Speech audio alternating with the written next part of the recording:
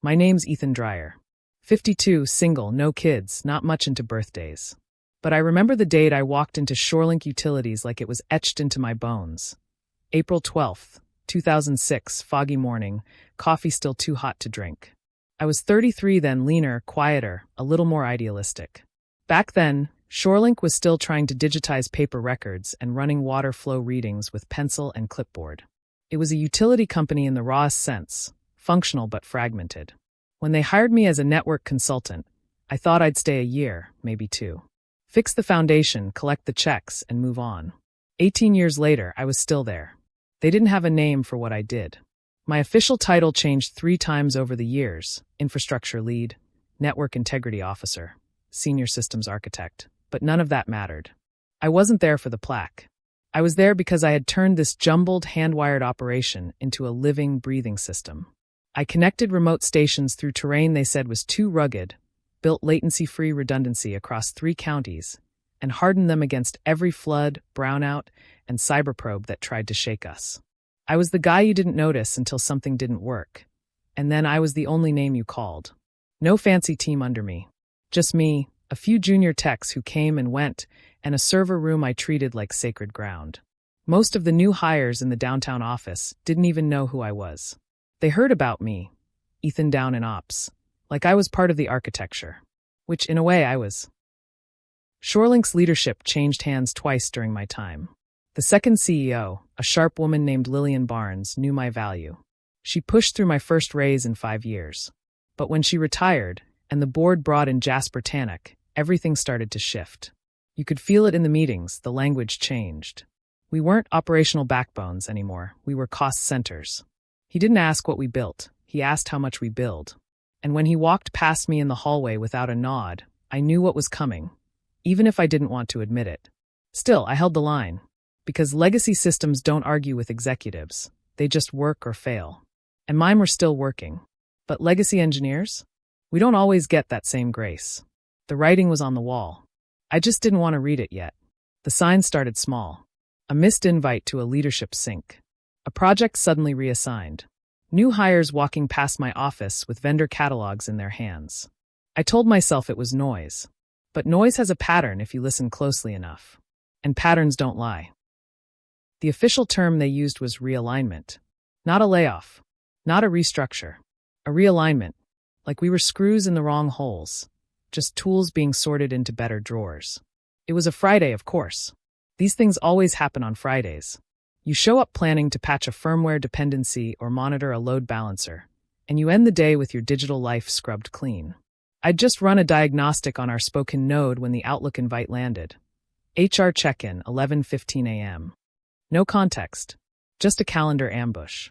The room was wrong the moment I stepped in. Neutral colors, blinds half closed. 2 strangers in chairs like they were waiting for a defendant. One was HR, Clarice, I think. I'd seen her at the company holiday lunch 2 years ago, sitting by the dessert tray, avoiding conversation.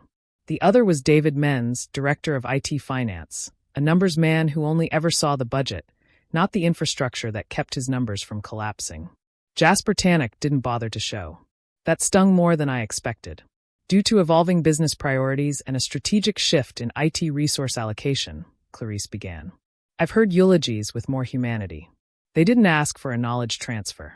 Didn't schedule a transition plan. Just handed me a 3-page severance agreement and a recycled cardboard box. They said I could keep the company laptop, as if it were a generous parting gift and not a device I had built scripts for by hand. As I packed, someone, I don't even remember who, mumbled, "You know how these things go." Yeah, I did. I walked out past the cubicles like a ghost in daylight. The same hallways I'd walked 10,000 times now felt alien. My badge deactivated mid-stride when I passed through the main doors. I had to be buzzed out by security. By the time I reached my truck, the VPN tunnel I'd kept open for emergency failover was already dead. It felt surgical. Cold. The weekend came and went in a haze of idle hands and blinking clocks. Monday morning, I woke up at 6:30 out of habit, made coffee, and stared at the command prompt on my personal terminal. There was nothing to log into. I didn't touch the severance packet for days. Couldn't bring myself to read it. My hands had built Shorelink's backbone from nothing, fiber paths, node resilience, manual redundancies, hand-labeled server arrays with 6 years of uptime. And yet, to them, I was overhead. I started getting texts from former teammates. Quiet ones at first. Did you really get cut? Heard Tanix pushing for full vendor conversion, true? We're screwed without your SCADA baseline docs. Did anyone ask you for them? No one had. And that was the problem. 2 weeks later, things began to unravel. Shorelink's East Zone telemetry went dark. All of it. 37 remote sensors failed to report. The utility board issued a compliance notice. Public outage reports hit Twitter and spun up faster than comms could control. The automated backup routines never kicked in because they'd been manually overridden in a recent optimization project. I didn't even have to ask who greenlit it. It had Jasper's fingerprints all over it. That same night, Nick Jensen, a junior tech I'd mentored years ago, called me in a panic. "Ethan, they can't get the flow monitors back online," he said. They pushed a firmware patch from the cloud hub, but the SCADA layer wasn't isolated. They triggered a recursive fault. Nobody knows how the control groups are supposed to reconnect. I almost laughed. Not at him, but at the inevitability of it. I had warned them about this. Twice. Once in a risk audit, and once in a meeting where Tanix didn't even look up from his phone. Too complex, he said. Too legacy. The cloud partner assured him it would be fine. It wasn't. 3 days later, I got the email. No greeting. No apology. Just a line. We're experiencing critical outages in our SCADA uplink infrastructure. Are you available for urgent consulting support? I stared at it for a long time. The same company that had erased me now wanted to rent me at $425 an hour. Not as a peer. Not as a team lead. But as a fire extinguisher. And part of me wanted to delete the message, block the domain, and let them burn. But another part, quieter, sharper, saw the leverage. The validation. The truth they couldn't deny anymore. My silence had broken more than my presence ever did. I didn't answer them that night. I let it breathe. Let them feel the weight of not knowing. I'd been invisible long enough. Now they had to find me in the dark. I waited 48 hours before replying. Not out of pettiness. Out of principle. I needed them to sit in it. To stare at the very systems they thought were self-sustaining and realize they were built on something they never bothered to understand. Me. When I did respond, I didn't say much, just one line. Available for remote assessment. $500 per hour. Retainer required. No negotiation. No small talk. No, good to hear from you. Those courtesies belonged to the man they'd let go. That man was gone. Now, I was a ghost, unreachable, unowned, and entirely necessary. They agreed to the rate without blinking. That told me everything I needed to know. They weren't asking, they were bleeding. I booted up the same architecture I designed for them, this time from the outside. They sent access keys and documentation. Poorly updated, redundant, and shallow. Half of it was rewritten fluff from consultants who hadn't touched the command line in years. I could smell the panic in the file timestamps. And the deeper I dug, the worse it got. They'd replaced my custom-built network balancing scripts with a vendor package that didn't even handle peak telemetry load. They deprecated localized failover because cloud routing is scalable, and they had rerouted primary systems through shared AWS containers without segmenting the SCADA modules. Any intern could have seen that wasn't secure. They hadn't modernized the system. They'd lobotomized it. I traced the failure back to a 2-line misconfiguration. Someone had overwritten a root-level recovery path with a default template that assumed zero latency between field sensors and the cloud hub, which, of course, never existed in rural infrastructure. I built the workaround for that myself in 2014.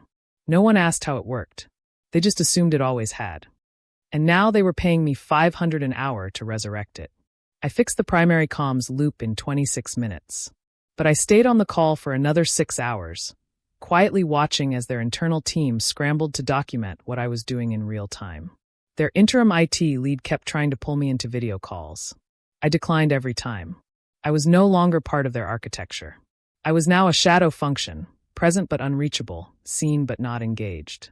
The system whispered my signature in every line of code they didn't understand. By the end of the week, they'd offered me a month-long extension at the same rate. I accepted, but only for specific blocks of time, on my terms. No ownership. No handoffs. No politics. It was during the second week of this remote arrangement that I got a call from Devlin Armitage, someone I hadn't spoken to in nearly a decade. Devlin ran a mid-sized engineering firm that handled digital retrofits for industrial logistics, Taranth Core Systems. We'd worked together briefly on a cross-grid failsafe project back in 2012. He remembered me. "Word is you're a free agent now," he said. "We've got a mess of legacy infrastructure and a CTO who actually listens." Interested? It wasn't the rate that got my attention. It was the tone. Respectful. Focused. Collaborative.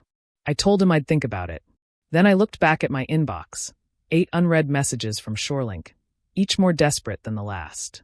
One of them was from Jasper's executive assistant, asking if I'd consider coming in for an advisory redesign summit. Cute. I clicked archive. Because when a system forgets what keeps it alive, sometimes the best thing you can do is step away and let it keep forgetting until it breaks in ways only you can fix. It started small. They always do. The first email came from a field ops lead named Rashawn Delaney. I'd worked with him years back on a sensor redundancy trial in the Dakotas. Sharp guy. Quiet. Methodical. The kind of person who rarely escalated unless it mattered. They just cut tier 2 diagnostics to save bandwidth costs. Internal memo says it's non-essential. Thought you'd want to know. I didn't respond. I didn't need to. He wasn't asking for advice. He was waving a flare. The second message came from someone I didn't recognize. A junior admin desperate. "We found one of your old failover scripts on an archive test node. It's undocumented but still runs clean. Can we use it? Legal says they need authorization." That one made me pause. I checked the script hash they attached. It was mine, all right. One I'd written in a motel room during a grid panic in 2017, long before Jasper's efficiency regime. It wasn't in the knowledge base because I'd submitted the documentation request 3 times, and it had been rejected every time, for redundancy. Now it was their lifeline. The irony wasn't lost on me. By week 3, 2 separate departments within Shorelink were quietly bypassing Jasper's oversight and reaching out to me through side channels. Not officially, not in writing. Just little whispers, metadata traces in forwarded tickets, anonymous tips from internal diagnostics, subtle flags in the error logs they routed to my sandbox environment. The fracture had begun. Jasper hadn't noticed yet. Or maybe he had, and just didn't understand what it meant. His version of leadership was all top-down, org charts, vendor slide decks, a few buzzwords about digital transformation. But a system doesn't break from the top down. It breaks at the joints, where the real work connects, where pressure builds unnoticed until something finally gives. And it was giving. I watched from a distance as Shorelink's internal politics spiraled. 2 directors were reassigned. An emergency RFP went out for a vendor who could restore telemetry reliability using AI-powered grid analytics. I knew the language. It was a smokescreen. They didn't need AI. They needed institutional memory. And they'd erased it. Meanwhile, Taranth Core, Devlin's firm, invited me out to Portland for an on-site walkthrough. Not a pitch. Not a handout. A real offer. They wanted me to lead a platform overhaul that balanced legacy system preservation with phased modernization, an approach I'd been advocating at Shorelink for years. I stood in front of their whiteboard with a marker in hand for 10 minutes before anyone interrupted me. At Shorelink, I had become invisible. At Taranth, I was being handed the pen. That night in the hotel, I opened my laptop and logged into my Shorelink sandbox. I ran a passive scan through their recovery logs, just out of habit. Dozens of errors. Mismatched security keys. Unpatched firmware versions rolled out to live production. One node cluster was reporting packet loss at 61%, and no one had caught it yet. They were cracking, and they didn't even know where the fault lines were. I got one more message the next morning, from someone I never expected. From Jasper Tannick. Subject, let's talk. Body, we may have gotten off on the wrong foot. I'd like to discuss a formal consulting retainer for system continuity. Please advise on availability. There it was. No ego. No bluster. Just resignation in corporate font. I didn't answer. Not because I hadn't made up my mind, but because I already had. You don't go back to the people who burned the map. You draw a new one. By the time I officially accepted the role at Taranth Core Systems, Shorelink had descended into quiet chaos. Their outage map was lighting up again, Southern District telemetry failures, inconsistencies in their SCADA voltage reports, and an unexplained, redundancy loop that kept rebooting a control node in Utah every 4 hours. I wasn't watching anymore. Others were sending me screenshots. I didn't respond. I didn't need to. I was already rebuilding something else. At Taranth, my title didn't matter. They asked for solutions, not ceremonies. No one needed a parade when I walked in. Just a clean slate and an honest question. What would you do differently if you could start from scratch? And I did. We began with documentation, real documentation. Not just vendor PDFs or retroactive JIRA tickets, but a human-readable knowledge base, written by engineers for engineers. I hired a technical writer before I hired my second sysadmin. People thought it was backwards. It wasn't. Then came layered onboarding simulations. Sandbox environments built to train new hires on live systems without risk. I refused to have another shop that relied on tribal knowledge buried in the heads of burned-out veterans. We trained everyone like they were replacements from day one, because someday they would be. The team started calling it the lighthouse model. Redundant but lean. Modular but connected. Always visible from a distance, no matter the fog. By month 3, we'd stabilized the core infrastructure, reduced failure tickets by 82%, and completed a controlled switchover to hybrid nodes, all while maintaining 100% uptime. Devlin didn't just give me the room. He stood behind me in the room. That mattered more than the paycheck. Then one morning over coffee, I got an unexpected call from Nick Jensen, the junior from Shorelink who'd reached out in panic during their first outage. He'd left, jumped ship, joined a renewables startup in Oregon. They're still trying to undo half of what you built, he said. It's like watching someone dismantle a bridge plank by plank, then wonder why no one can cross. He laughed, but there was bitterness underneath. They've got consultants now trying to write new baseline protocols. But every one of them says the same thing. We need to understand what Ethan Rice did first. That's when it really sank in. I hadn't just left Shorelink. I'd become their unsolvable variable, the blind spot they couldn't map around, because they never tried to learn how the system felt before they began replacing it. At Taranth, I started mentoring again. Younger engineers. Some of them wide-eyed, others jaded from their first tour at corporate dead ends. I told them the same thing I once said in passing, half joking, to a field tech outside of Spokane. If your name isn't in the config logs, someone's going to forget you existed. Except now, I wasn't joking. One evening, after our third major rollout went live without a hiccup, I walked out onto the balcony of our Portland office with a glass of scotch. Below, the streetlights glowed soft against the river. Shorelink had gone dark in 4 more sectors that week. Taranth hadn't lost a single data packet. The difference? One learned the lesson. The other still hadn't realized there was one. That's the thing about pivots. They don't erase the past. They reframe it, until everything that once looked like failure now points directly toward clarity. It wasn't the headlines that caught my eye first. It was the silence. I'd grown used to a quiet stream of error reports and technical gossip trickling in from the old corridors. Shorelink engineers forwarding screenshots, ex-colleagues venting through back channels. But over the last few weeks, it all stopped. No alerts. No pings. Just quiet. And in my line of work, silence isn't peace. Silence is a signal. The first confirmation came from an industry journal. Shorelink Energy to undergo emergency restructuring after grid control failure affects 6-state region. The article was sanitized like they always are. No names. No finger-pointing. Just vague statements about vendor misalignment, legacy compatibility issues, and strategic resource realignment. But I knew the pattern. I clicked through the image at the top of the article. What looked like a control room with its main dashboard completely blacked out. I recognized the interface. I'd built it 8 years ago, and I remembered exactly where that dark strip of the screen connected. The telemetry core. The one they replaced with Jasper's off-the-shelf API without understanding the heartbeat logic I'd coded in. They'd ripped out the lungs, then wondered why the system couldn't breathe.